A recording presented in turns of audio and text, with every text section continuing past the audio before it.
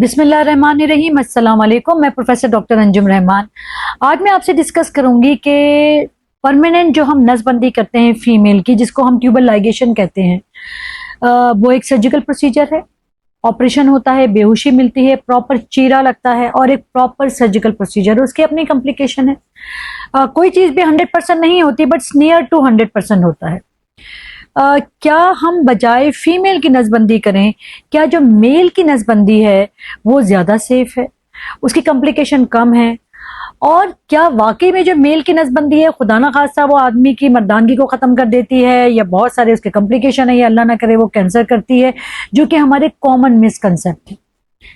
नसबंदी यानी कि स्टरलाइजेशन यानी कि कॉन्ट्रासेप्शन का ये एक परमानेंट मेथड होता है, चाहे वो हम मेल की करें, यानी कि एक वास्ट डिफरेंस, एक नस होती है जिसको हम क्लोज करते हैं, या हम फीमेल की करें यानी कि उसके ट्यूब्स को बंद करते हैं। जब हम फीमेल की नसबंदी करते हैं, जैसे कि मैंने आपसे कहा, ये एक सर्जिकल प्रोसीजर है, इसकी एक अपनी कॉम्प्लिकेशन है और एक पेशेंट को प्रॉपरली सर्जरी में जाना पड़ता है। इसके कंपैरेटिव जब हम मेल की स्टरलाइजेशन करते हैं या permanent method of contraception use करते हैं, जिसको हम वेजेक्टमी कहते हैं, ये लोकल एनेस्थीसिया में सुन करके हो सकता है। इसके लिए कोई प्रॉपर दाखिले की जरूरत नहीं है। इसमें पेशेंट अर्ली मोबिलाइज होता है, फौरन से घर जा सकता है। इसका सक्सेस बहुत अच्छा है। इसमें कॉम्प्लिकेशन रेट बहुत कम है, ना होने के बराबर है जब हम कंपेयर करते हैं chances of complication female sterilisation के मुकाबले में। अच्छी बात यह है इसके अंदर कि पेशेंट की विदाउट एनी कॉम्प्लिकेशन, इसमें without any anaesthesia, without any heavy medication के एक प्रोसीजर हो जाता है।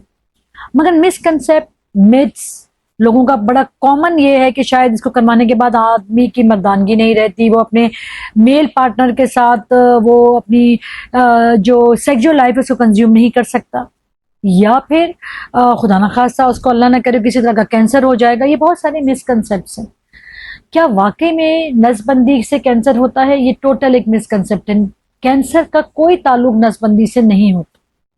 ना ही ऐसा होता है कि अल्लाह ना करे आप लोग है जो मेल है उसकी जो मर्दाना ताकत कम हो जाएगी, वो इम्पोर्टेंट हो जाएगा, या वो अपनी मैरिटल लाइफ को या सेक्सुअल लाइफ को कंज्यूम नहीं कर सकेगा। जैसे कि फीमेल के अंदर नसबंदी सिर्फ बच्चे के होने को रोकती है, इसी तरह मेल पार्टनर के अंदर भी नसबंदी सिर्फ बच्चे के होने को रोकती है। सो ये सारी कॉम्प्लिकेशन, ये सारे मिथ्स, ये सारी जो रॉन्ग इंफॉर्मेशन है, इसका कोई साइंटिफिक रीजन नहीं है, साइंटिफिक इसका कोई प्रूवन एविडेंस नहीं है, ये सिर्फ लोगों की बातें हैं। अगर आप अपने पार्टनर से वाकई में इतना मोहब्बत करते हैं, आप चाहते हैं कि उसको तकलीफ कम हो, वो किसी कॉम्प्लिकेशन में ना जाए, अल्लाह ना करे कोई उसको बड़े नुकसान ना हो जाए, तो क्यों ना आप खुद अपनी परमानेंट वेजेक्टमी करवा लें। ये एक मुश्किल डिसीजन है, स्पेशली हमारी कम्युनिटी में। मगर अगर आप मेडिकली देखें, इसके कोई साइड इफेक्ट नहीं है, ये प्रोसीजर बहुत ईजी है, इसमें बहुत ज़्यादा कोई पेन नहीं है, कोई तकलीफ नहीं है, और इसके जो रिजल्ट्स हैं वो इक्वल टू या रादर ज़्यादा अच्छे हैं जब हम फीमेल स्टरलाइजेशन या परमानेंट मेथड से कंपेयर करें। सो अगर आप चाहते हैं आपकी फैमिली कंप्लीट हो गई है, आप चाहते हैं हम परमानेंट मेथड ऑफ कॉन्ट्रासेप्शन यानी कि फैमिली प्लानिंग का कोई परमानेंट मेथड अपनाएं, तो ये एक बेस्ट तरीका है जिसको आप ऑप्ट कर सकते हैं। इसी के साथ मैं आपसे इजाज़त चाहूँगी। Thank you very much. Pakistan जिंदाबाद।